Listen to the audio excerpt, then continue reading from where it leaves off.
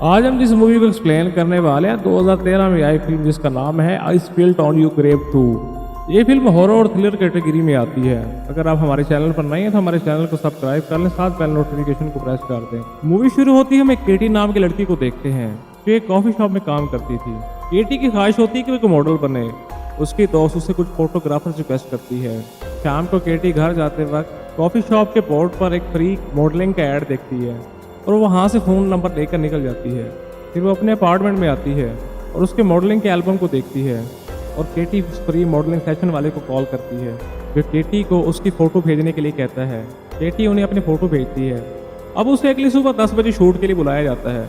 अब अगले दिन केटी शूट के लिए निकल जाती है जहाँ पर ऑलरेडी फ़ोटो शूट चल रहा होता है। तब उसकी मुलाकात 3 लड़कों से होती है जिसका नाम इवान जॉर्जी निकोलाई होता है। वो कुछ ड्रेस अपने साथ लाती है लेकिन इवान उसे कुछ और ड्रेस पहनने के लिए कहता है और उसका फोटोशूट कंप्लीट किया जाता है। पर इवान उससे खुश नहीं होता है क्योंकि उसका कहना होता है कि तुम्हें और भी छोटी ड्रेस पहननी चाहिए थी।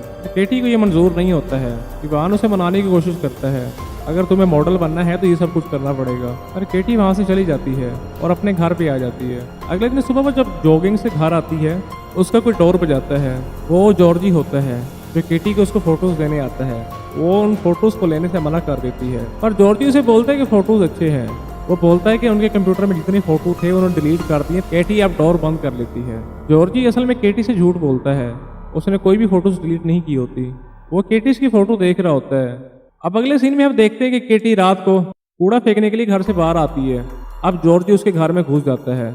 केटी घर में आकर थोड़ी देर में सो जाती है। रात को जब उसकी नींद खुलती है तो वो देखती है कि जॉर्जी उसकी तस्वीरें ले रहा होता है। केटी जल्दी से उठकर उसे रोकने की कोशिश करती है। केटी बाहर जाने की कोशिश करती है और चिल्लाने लगती है। तब तक जॉर्जी उसका मुंह बंद कर देता है और उसे घर के अंदर ले आता है।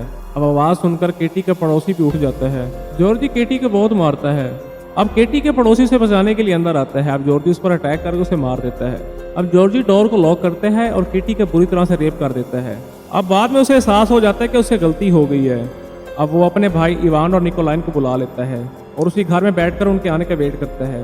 अब ये दोनों आकर मामला रफा दफा करने की कोशिश करते हैं। फिंगरप्रिंट हटा देते हैं और घर की सफाई कर देते हैं और दोबारा से घर की उसी तरह से सेटिंग कर देते हैं। अब जिस चाकू से जॉर्जी ने उसके पड़ोसी को मारा था वो चाकू केटी के हाथ में दे देते हैं ताकि उसके फिंगरप्रिंट वहाँ पे लग जाए। अब एक ड्रग्स का पैकेट उसके मुंह में डालते हैं, उसे गाड़ी में बंद करके यहाँ से ले जाते हैं। जब केटी की आँख खुलती है तो इवान भी उसका रेप कर रहा होता है और केटी को बुरी तरह से बांध कर रखा हुआ था। अब वहाँ पर निकोलाई और जॉर्जी आते हैं। अब वो सब यहाँ से चले जाते हैं लेकिन केटी यहाँ पर काफ़ी तकलीफ में होती है। अब वो तीनों वहाँ से फिर से आते हैं और उसे ड्रग्स देते हैं। अब जॉर्जी उसे नहला रहा होता है। अब उसके लिए कुछ कपड़े ले आता है। अब उन कपड़ों को पहनाने के लिए उसके हाथ पाँव खोल देता है।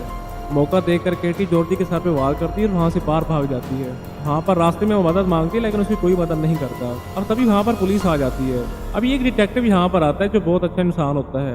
अपने साथ उसे एक ऑफिस में ले जाता है। वहाँ पर उसे सारी डिटेल्स हासिल करता है। पर केटी को अमेरिकन एम्बेसी जाना होता है। तभी वहाँ मिस पेटो आती है। अब यहाँ भी डिटेक्टिव बोलता है कि केटी डॉक्टर के पास नहीं जाना चाहती। यह मिस पेटो कहती है कि उसे इसके साथ अकेला छोड़ दें। जब डिटेक्टिव यहाँ से चला जाता है तो मिस पेटो कहती है मैं समझ सकती हूँ कि तुम्हारे साथ क्या गुजर रही है और उसके साथ भी ये कई बार हो चुका है। अब केटी उस पर भरोसा करती है और कहती है मुझे अमेरिकन एम्बेसी ले चलो। अब मिस पेटो से कहती है कि मैं तुम्हें अपने घर ले चलती हूँ, तुम वहाँ पर थोड़ा सा आराम, उसके बाद फिर अमेरिकन एम्बेसी जाएंगे। अब इस सीन में ये पता चलता है कि पेटो जॉर्जी की माँ होती है और इवान की सौतीली माँ होती है।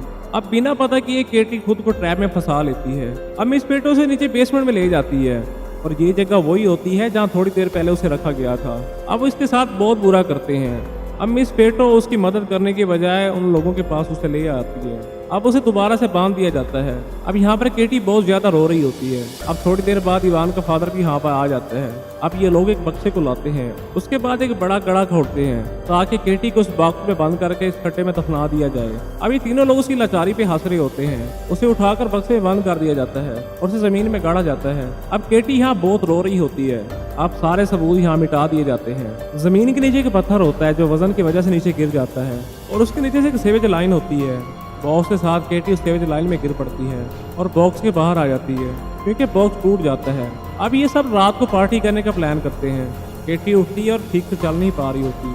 अब केटी किसी तरह एक चर्च में पहुंच जाती है। वो अंदर घुसकर कुछ सामान लेती है।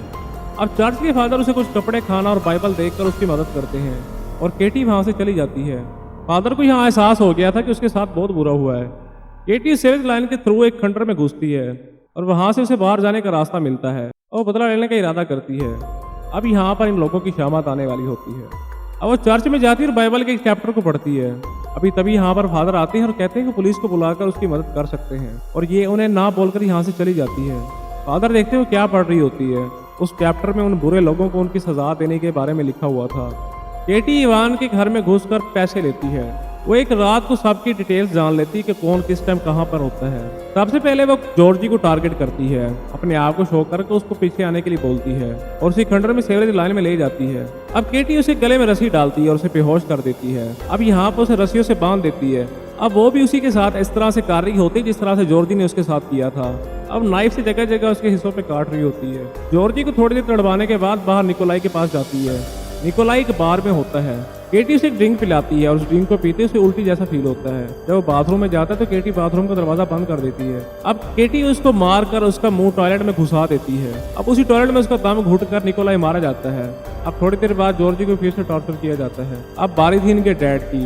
तो चर्च में जाके अपने आप को एक नेक इंसान शो कर रहा होता है। वो भी केटी को देखकर उसके पीछे जाता है। केटी अब उसे भी बेहोश कर देती है। अब उसे बेड पर लिटाया जाता है।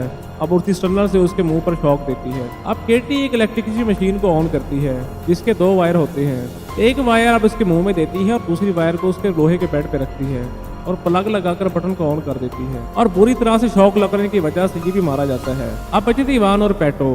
केटी पेटो को भी वो गाना सुनाकर बेसमेंट बुलाती है। केटी उसके मुंह पर थूकती है और उसे थप्पड़ मारकर उसी गड्ढे में गिरा देती है जिस गड्ढे में केटी को बंद किया गया था।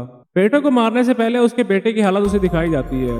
केटी अब उस बॉक्स का दरवाजा उसके सर पर मार मार कर उसे बेहोश कर देती है और उसे बंद करके रखती है।